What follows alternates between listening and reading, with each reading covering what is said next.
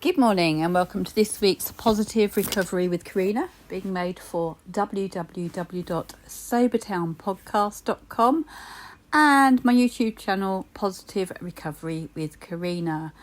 Thank you all for your suggestions, because I was running out of suggestions of topics. They are all in my jar, and on top of my jar here, I'm not going to rubble today, but I'm going to untape the one that was left from before that I haven't looked at yet. I'm quite excited about this.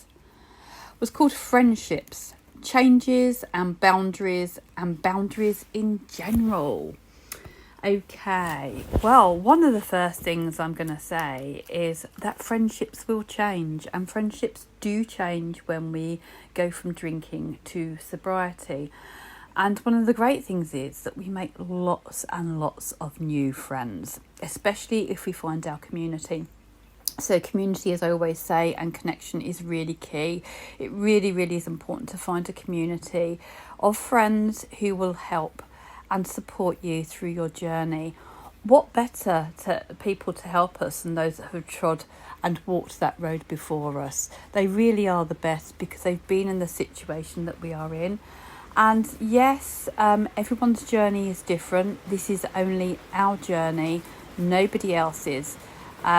But you know, it just helps to walk with people who have the wisdom, who've done it, who've trodden our steps, our footsteps, and are happy to walk by our side. You can probably hear now on my roof the much needed weighted rain that's chosen to come now, so I apologise for the rain in the background. There is naught I can do about it. It is nature. I'm just going to pause though to shut my doors. Wowza, that's really coming down. But today the rain is my friend, because our ground and our plants and everything, Mother Nature really does need it right now. Okay, so where was I? Friends. So community. Make sure you find your community. Mine is the I Am Sober community. It's a grey free app. IAS is also known as, and it really, really is good. I've made so many amazing friends on there, and it's just wonderful that when you first go on, you have all these strangers that come in and support you and reach out to you, and you can reach out to them and follow them, and they very, very quickly become friends. In fact, I just waved Polly A off yesterday. From my home, she flew over. She was here from Texas in the UK, and she came and stayed with me on Sunday and Monday night. And before that, we'd met both her and I, and we'd met with Houndless and Macca, and we had a lovely time. We had a lovely meal, and I have met about 16 sober people so far, and they really, really are true friends. And though we may meet them online, we find that when we actually meet in person, it's just amazing, because we've shared so much with these people, things that we haven't really shared with our family and our friends. You know, these people know so much more about us. And when we meet, it's just natural. It's like we've known each other forever, and it really is amazing. Yes, I've lost some old friendships, and I've lost some old ways of being, old social ways of being, because actually they don't appeal to me anymore.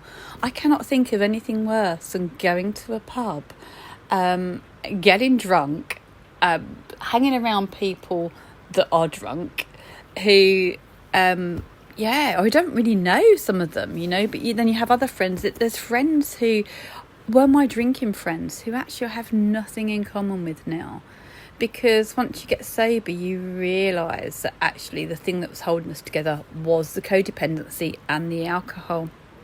And alcohol just it just isn't fun. It isn't fun for me anymore. I don't have a fear of missing out anymore. I have the joy of missing out. I don't want to go to a pub. I don't want to get drunk. I don't want to hang around drunk people. We have nothing common. Drunk people don't understand sober people, and sober people cannot understand a blooming word that drunk people are going on about. It may be funny to them, but it really isn't to me anymore.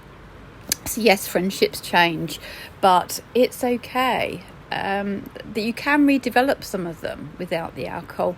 Some you can't, some you just have to let go. But it's actually fine. It really is fine, because you are in control of that.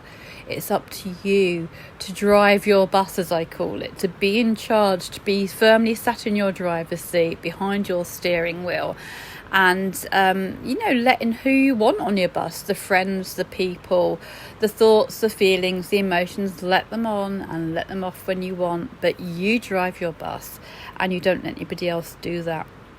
And that's where boundaries also come in as well.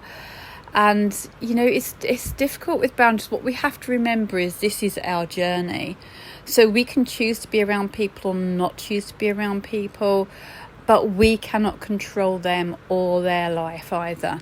It is entirely up to them. Just because we quit drinking, we cannot expect other people to quit drinking. It is entirely up to them. We can try and be a lighthouse. We can try and sort of show how good it is and shine our light and just let them know, let them see and guide them. But we can't grab them by the hands and drag them into our journey, because this is ours. So, we cannot affect other people's boundaries. We are in our hula hoop. We have to stay in our hula hoop, because that is our only area of control. And remember, the only thing we can control is our response to other people, not what they do or what they say, and nor should we, because it is up to them. We don't want other people to sort of change what we do or think or say. And so why should we do that to other people? Because there will be people, though, that try to sabotage our journey, that try to get us to drink again, that tap into that ego voice. Come on, he's done so well, you can have one. And other people will try to get us to do that because they're selfish, and it's scary for them. They've lost their drinking buddy. That's not a nice thing to lose, is it? So anybody that tries to do that isn't helping you on your journey. They're actually just helping their drinking journey still. So if people try to encourage you to drink, just remember they're being selfish. They're thinking of themselves. They're not thinking of you. Only you can think of you, and you need to stand up for you. Boundaries are a really difficult one. It's something that I am still work in progress with. It's a reason why I drank. I would say no to things, and people keep pushing until I gave in, and I would say yes. People would encroach on my boundaries.